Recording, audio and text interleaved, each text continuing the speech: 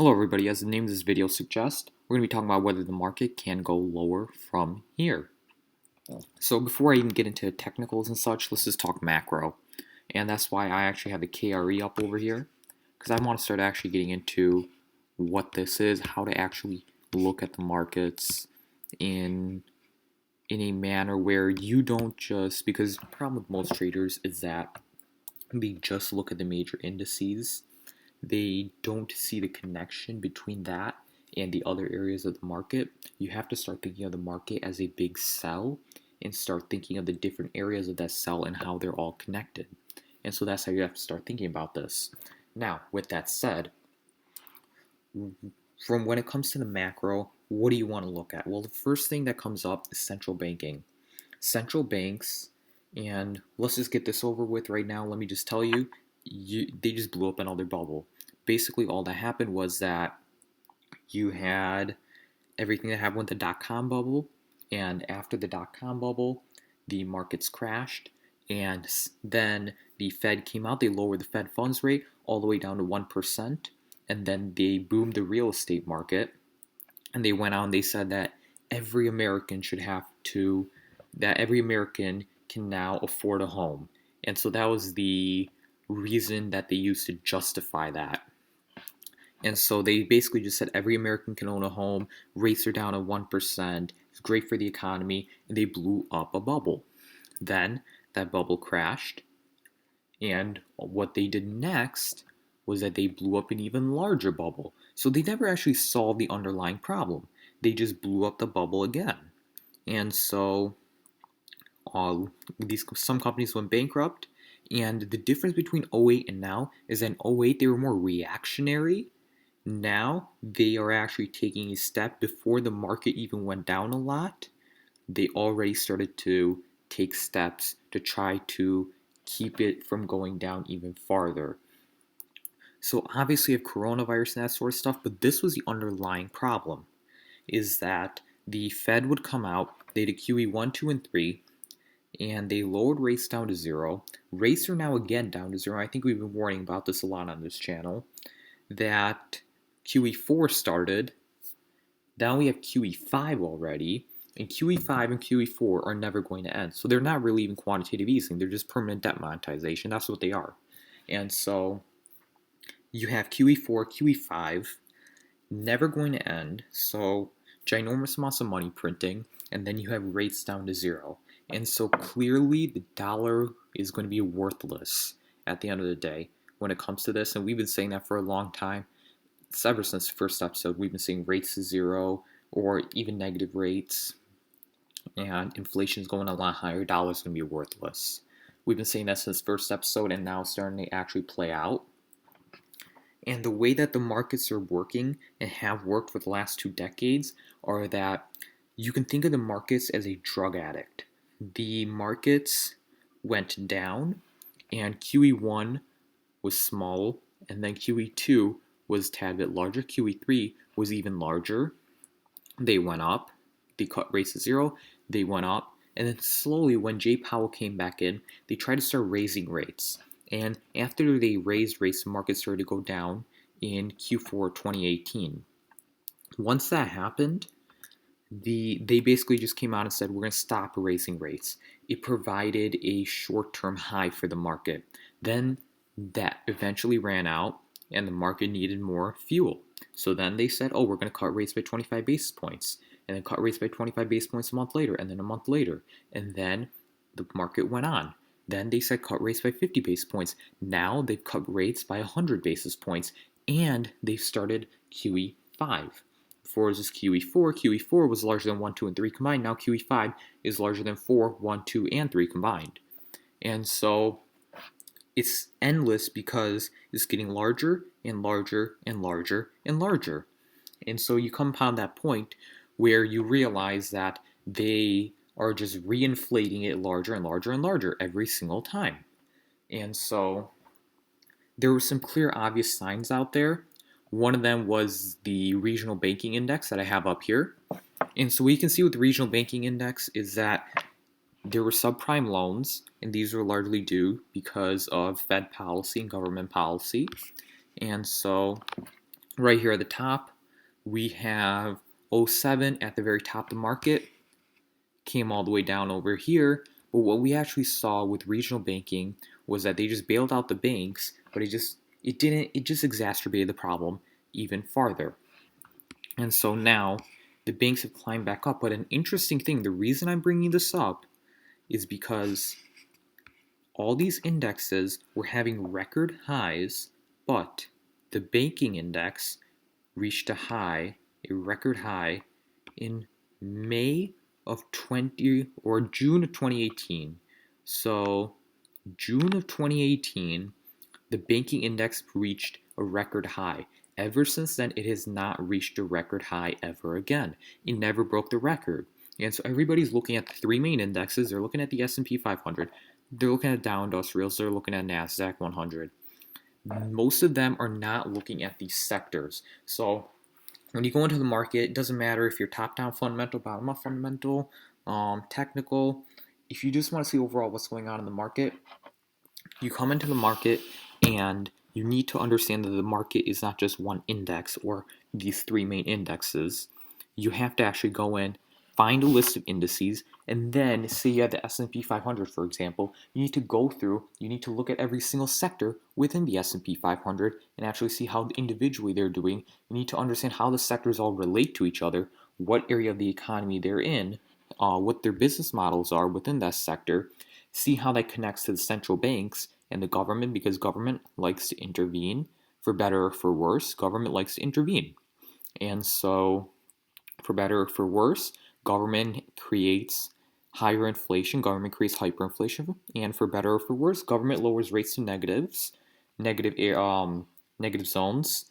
And so you have to look at how all those things tie together and how they lead the commodities markets to do certain things. And many traders don't look at the commodities markets. They don't look at the ag commodities, the soft commodities, oil futures, natural gas futures, and not just looking at where they're trading at, not just looking at the front month and where it's trading at, actually looking at the whole futures curve, seeing the connection being made, and seeing how that connects to everything else. And then looking at the emerging markets and looking at forex pairs. So when you look at the market, first, I always ask myself, what are the central bankers doing? They have such a big role to play in the market. And again, for better or for worse, they control the market. And so you want to look at the central bankers first, see what the ECB, BOJ, and the Fed are doing. Those are three main central banks. And see how their respective currencies are trading because of that. And so you want to also look at the forex markets. That's basically the first thing that I think any trader really goes out and looks at. Then from there, you want to go look at how that connects to the dollar index, which again that's part of forex. And then you want to see how that relates to the fixed income markets, so municipal bonds, corporate bonds, investment grade corporate, and then junk bond corporate, and then treasuries, and any other international bonds that you may have.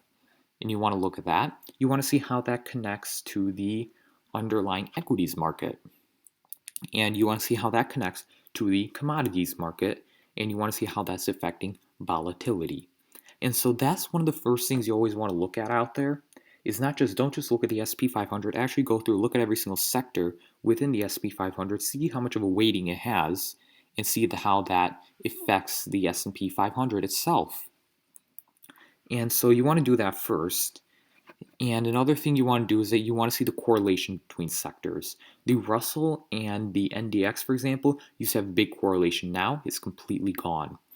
And so you want to see why that tends to happen. You also want to look at certain leading indicators to see what they're saying and what trends are pointing towards. And so that's the first thing right there. So when I look at the macro, first thing I look at, what are central bankers doing? They're cutting rates, raising inflation, clearly bearish for the dollar. I want to find out why they're doing that. What is a cause-effect relationship? Well, right here, the reason the KRE is going down is because they're giving subprime loans out to the oil industry. And these subprime loans were for very low rates. And so, of course, if you're in the oil industry, you're going to take it. If someone gives you a zero interest rate loan, you're going to take it. And so and it had an effect on the regional banking index. And that's why this thing right now is basically down 55% from its highs. So, with that said, you have to start looking at every single sector, seeing how everything connects to every single sector. So, when we're looking right here, we already had big warning signs coming into this. First off, we can look at the transports. The transports had their last high in September of 2018, and that high was just a tad bit higher than the high that they had in January of 2018. But other than that, they have not gone up much since then. They've actually just gone down, and they've traded sideways in a big range, and they've gone down. So there's Dow theory out there that basically says that if the Dow industrials go up, the transports must follow, and vice versa. Well, that didn't play out, and so clearly something was broken right here with that. And we can actually see that this has already broken the lows right here, December 2018. But we don't see that right here with the NASDAQ 100, and the NASDAQ 100 reached new highs. With the Russell right here, we can zoom in a bit from a monthly into a daily, and we can also see that when President Trump got elected, everybody was saying, oh, the Russell is the trade, because the S&P 500, it has all those international companies, international revenue, but we just want an all-American index, so you should buy the Russell. Well, the Russell has gone down since Trump was elected. Trump was elected back here, the Russell's gone down. Now, the Russell's also broken its trend line, is now in a downtrend. Were we able to predict this? Well, I think we were able to predict this because the Russell hasn't set a new high since August of 2018. And so you're seeing major divergence. You're seeing NASDAQ go up, you're seeing Russell go down. This is a big warning sign right here. And so with that said, you need to look at the correlation between everything and see why certain things are trading the way they are and whether it's a big warning sign. Rates were also a big warning sign. The fact that rates kept on going down, and to actually look at the yield curve and seeing that it inverted. Another big warning sign was that the yield curve is now starting to steepen, actually. And so most of the time you go into recession, it stays inverted. Right now, nobody's talking about an inverted yield curve. Why? The yield curve is not inverted. And so with a steepening yield curve, you actually face the opposite problem. This is a big sign that we will have higher inflation. And that's also another important thing to look at is the direct effect of central bankers is that central bankers can't do much. They can create inflation, they can control rates. That's all they can do really at the end of the day. Doesn't matter how they create the inflation. They want to raise a balance sheet, want to monetize some debt, they want to just throw out some money, throw helicopter money. They want to give money to the government, and then the government can go use it as some sort of fiscal stimulus. They just want to lower rates. Doesn't matter how they do those sorts of things. Those are the only two things that they can do. But what we've seen is that the markets, you might say, oh, well, why did the markets go up then? If the problem is still here, if the subprime mortgage problem is still here, why have the markets gone up? Well, the reason the markets went up is because QE1, 2, and 3 created such large M2 money supply to the point where it created so much inflation, and this inflation or this rising money supply went straight into the equities markets. The risk now is that the money will come out of the equities markets into the commodities markets, and that the equities markets could go down, but that consumer prices could go up while that is simultaneously happening. And so that is a big risk right now. And M2 money supply is growing at 25% a year. So it's crazy high levels, record levels of M2 money supply. The Fed's balance sheet is at a record high too. And so that's the first thing, central bankers, see how that affects the major indices. From there, go and look at every single sector, look at the business models of those sectors, see who is the one that is getting screwed over. In this case, the KRE, that was the one who was getting screwed over because they're the ones who lent subprime mortgages. And so ultimately, since they're the ones holding subprime mortgages, they're the ones who get screwed over. And so that's what you really want to look at, and you want to see the beneficiaries of this too. And so that's how you do it from top-down fundamental perspective. Then what about bottom-up fundamental perspective? You can go out and you can look at the valuations of major underlyings. that make up an index. So, perfect example of this would be Apple, for example. Apple right now is trading at 22 times earnings. It's overvalued right now, and so you can base off that come up with multiple underlyings, do valuations on them, and these underlyings are underlyings that you're interested in, and just do valuations on them and trade it from there. And when you're doing bottom-up fundamental analysis, it's not so much about how the overall market's doing, rather it is about how your individual equities are doing. And so Apple, for example, trading at 22 times earnings, that's definitely overvalued, and I think it's actually going to get down to a level where it starts trading 15 times earnings. So obviously don't just look at the PE ratio, because PE ratio just tells you price to earnings, doesn't tell you how risky the earnings are, so on and so forth. But that's just a simplistic example of how you go about it from bottom-up perspective. So now let's look at the technicals. So first off, as I already said, the Russell, the transports, and the KRE, they reached an all-time high a long time ago, and they've just gone down from here. And especially the financials, avoid the financials like the plague, because even if you had invested in the financials in the year 2006, you still would be losing money right now. You would still be down 55% even if you invested way back in 2006. And so this is clearly a showing of the whole idea that this problem is still lingering on, and companies still have this problem on their balance sheets where they have subprime mortgages on their balance sheets. And you look at many of the companies in the financials and you're lured in by them, because many companies in the financials are trading for 5 times earnings, 4 times earnings, 3 times earnings. So it looks very cheap on the outside. But then you start to realize where are all those earnings coming from? Well, they're coming from subprime loans. And at any point, those earnings could just turn off because everybody could just stop paying back those loans. And what happened in 06, 07, 08, 09 was that you had subprime loans, and all of those loans would, once you had paid back the loans, those were collateralized, so everybody thought they were safe because they were collateralized with real estate. But once the real estate price went down, everybody basically said, why would I pay back this loan if I just give you my real estate back? Why isn't that fine? And this actually now is happening once again, but this is actually happening in other areas too.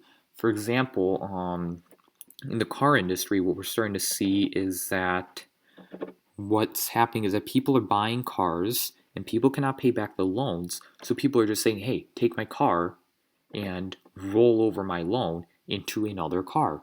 And that's actually what's happening right now at car dealerships. And so that's just an example of how it's happening, but this all comes back to the KRE.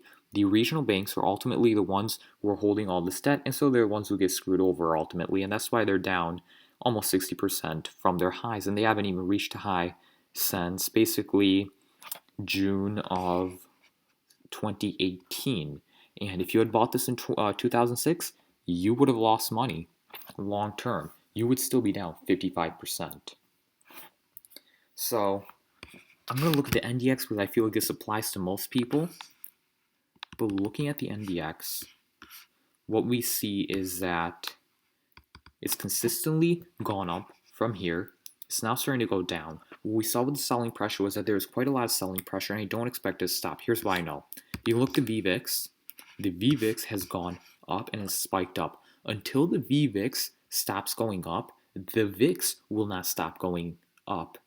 And until that happens, the NDX or the SPX or anything that's highly correlated in this market will not stop going down. And so there's still high selling pressure, and we can look at the volatility of the volatility. So CBOE VIX Volatility Index, that is the VVIX. You want to look at that, and it's still going higher and higher and higher. So even though on the 13th, the VIX went down, the VVIX actually went up. So the volatility on the VIX went up. There are larger moves expected on the VIX. And so because of that, the market is likely to fall even more from here. And so with that said, next major support comes down here at the December 2018 lows. And we have a lack of support. That's what technicians like to call poor support over here. And over here, we also have just a longer term trend line all the way down from market bottoms in 0.08. You can just make it like that. And so right here, we see them cross paths right here, and I think that's actually sort of the area where it's going to stop. Or at least we'll see a bounce from there, and we can see a major support level. Now, here's the big problem with the market right now. What in the world is poor support? If you're not a technician, you're wondering what in the world is poor support. Here's what I mean. You have a lack of support because the market from the December 2018 lows really went straight up. And when you go straight up and then you come down, you go straight down. And so that's the problem that you faced. A healthy market, a healthy chart, healthy uptrends should go more like this. Should go up, down, up, down, up, down. So really what you see is that higher high, higher low, higher high, higher low, higher high, higher low.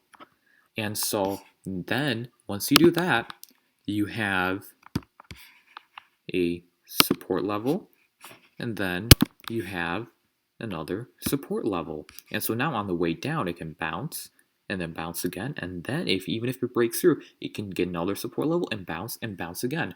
Well, what did we see over here though? Market went straight up and then straight down because it is very unhealthy for a market to go straight up or straight down.